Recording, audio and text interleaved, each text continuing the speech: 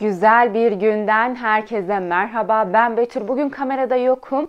Çünkü elimle yapacağımız için, elimize yapmamız gerektiği için, elimi çekmem gerektiği için. Şimdi kuru karanfille etkili bir ilaç yapacağız. Öncelikle yapalım, sonrasında faydalarından bahsedeceğim.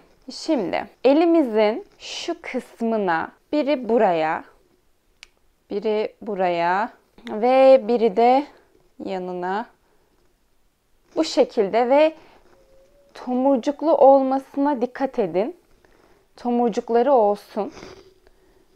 Bu 3 karanfili avucumun tam burasına bantlıyorum.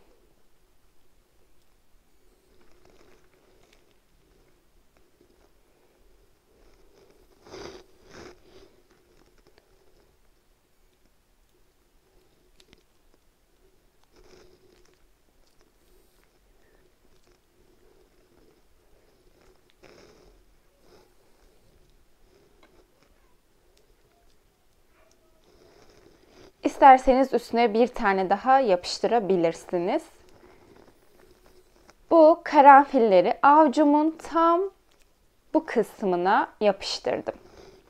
Şimdi neden buraya yapıştırdım? Çünkü buradan akciğere giden damarlar var. O yüzden karanfillerimizi buraya yapıştırdık. Akciğerle kesişen, akciğerle yazışan yer bu bölgedir.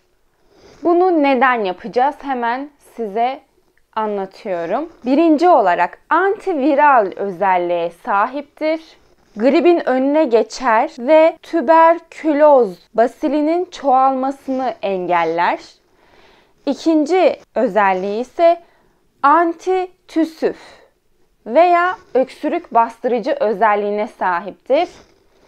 Üçüncü özelliğimiz ise antispatik, yani bronşiyal astımda boğulma belirtilerini ortadan kaldırır. Bunu yaparak hem gripin önüne geçiyoruz, tüberküloz basilinin çoğalmasını engelliyoruz, öksürüğümüzü bastırıyoruz, hem de bronşiyal astımda çoğalma belirtilerini ortadan kaldırıyoruz.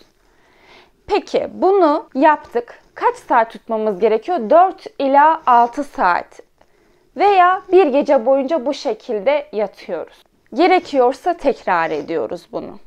Karanfil yağı da diyafragmatik spazmları hafifletiyor, akciğer ve dokuların oksijenlenmesine yardımcı oluyor. Bilgileri beğeniyorsanız arkadaşlarınızla paylaşın. Benimle de iletişimde kalın. Tekrar görüşünceye kadar güzel bir gün diliyorum. Güzel kalın.